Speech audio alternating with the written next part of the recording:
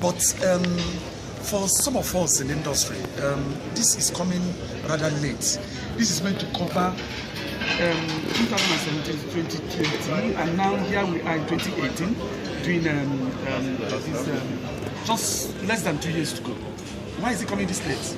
Number one, let me start by saying that in evolving the policy, we the private sector was part of it. You will recall that early, about 1.5 years ago, we invited the private sector and all stakeholders feedback, where we held an interactive session over a week, long program. And from it, we then evolved a draft of it. Apart from when the draft was ready, we again sent it to the private sector, all the stakeholders, to look at it and make further inputs.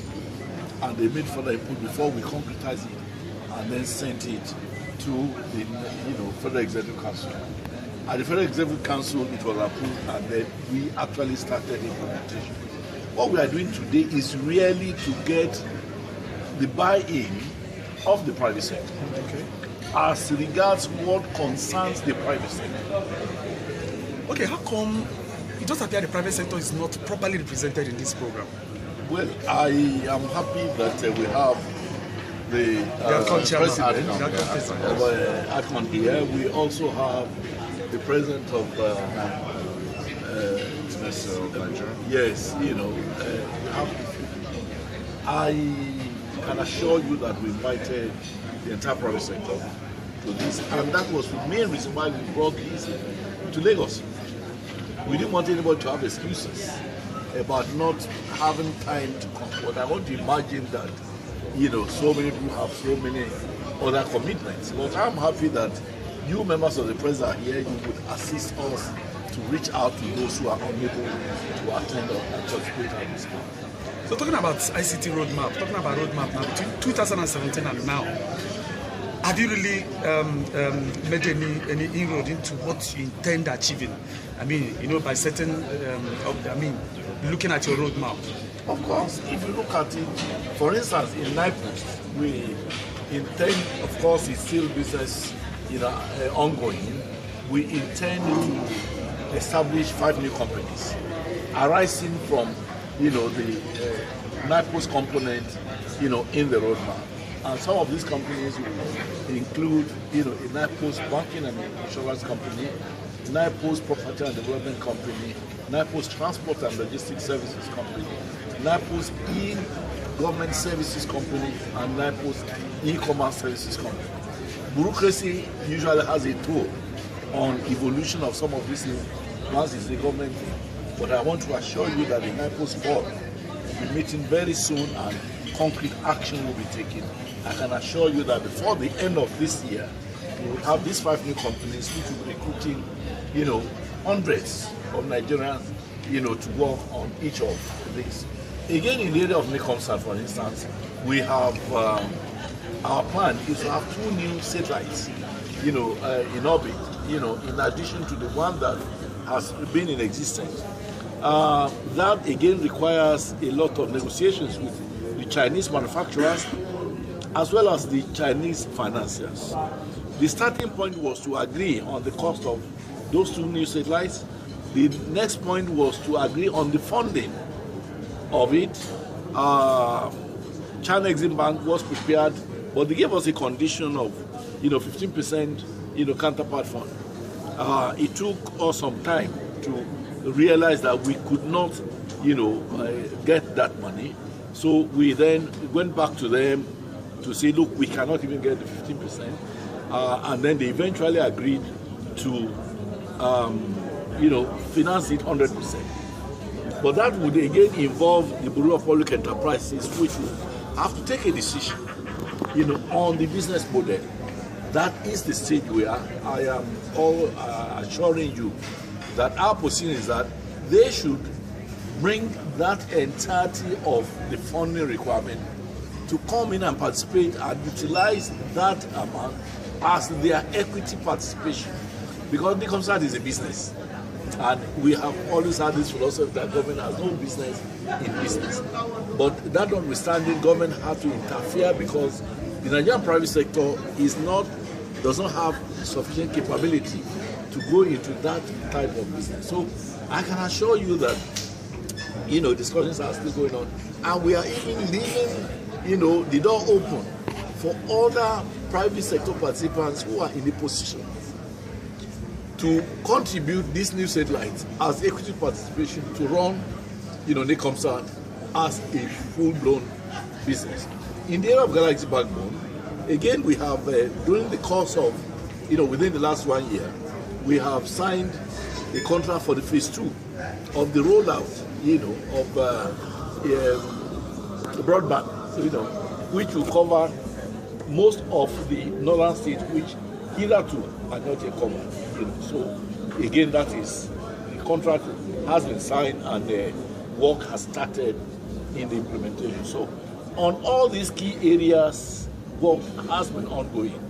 What we are doing today, like I said, is to really reawaken the interest of the private sector in what we have been doing, because the private sector has been part of the evolution and the formulation of the roadmap. So I know how easy is it to kind of revive NIPOST, knowing that since 2004 the postal bill has been at the Senate. I was thinking that should have been the first thing to push, because that will help. The reform or the enactment of the NIPOST bill, yes, or the communication bill, is ongoing at the National Assembly. But we have looked at even the old law.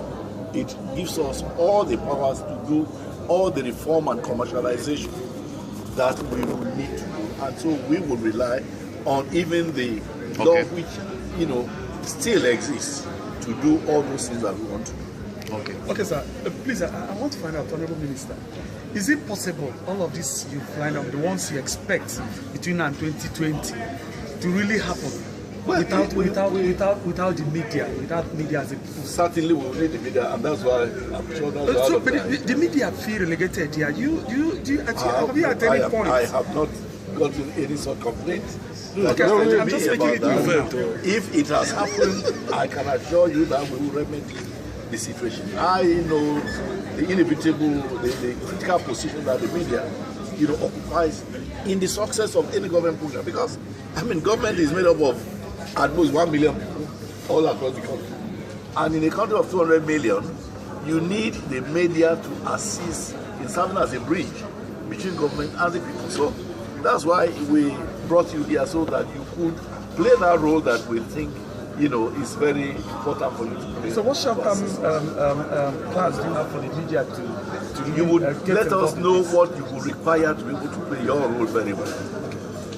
Just then, if operators and stakeholders have any problem with either the central bank or any other arm of government, I'm always ready and willing to intervene and, do what is needful to bring relief to them. And I'm happy, my brother is here. I can assure you that if they bring up any problem, we will get a solution. Okay, Minister, sir, we are talking about infrastructure and getting broadband to the rural areas. Now, Infraco, we've been hearing about the Infraco license. And unfortunately, we've not seen anything on ground. The last time I heard, I think that was last year, was that the two licensed infrastructure companies, the two initial licensed infrastructure companies, we are having issues. And those issues were yet to be resolved. Till date, it looks as if the issues are still on ground and yet to be resolved. Honestly, I have not had any complaint from any licensed infra. And until that complaint comes to me, I will not know what the complaint is, and I will not know what solution to provide.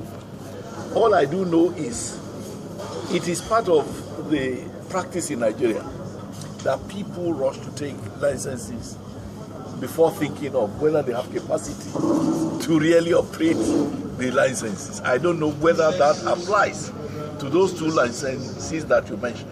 But as a Nigerian and somebody who lives in Nigeria, that may not be far-fetched.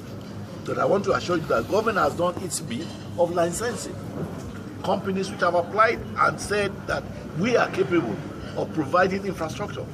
So if after they got their license, there are problems, if they bring it to us, if it is what government can, resolve, certainly we will resolve. Okay, if they are not functional, if they are not doing what they are supposed to do based on the license they got, now what is the government doing to plug those holes? No, you see, you do not cross the road until you get there. We have not had any complaints from them. They have been giving licenses, and the process of license would have included time frame and all of that. And then I think NCC, which license them, will know what to do at the appropriate time. Stand, last question, please. Essentially, the minister has spoken on the areas that are to do with policy. In terms of implementation, we are part of the wider stakeholders. So with NCC, there are areas that we need to address, and that has to do with rights-of-ways.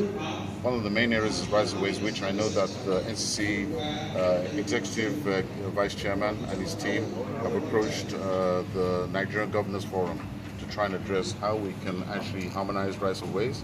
I know that the Honourable Minister also has a committee that he's inaugurated to also look into rights-of-ways across the various MDAs that are not only under his ambit but other parts of those that represent government. Thank you, sir.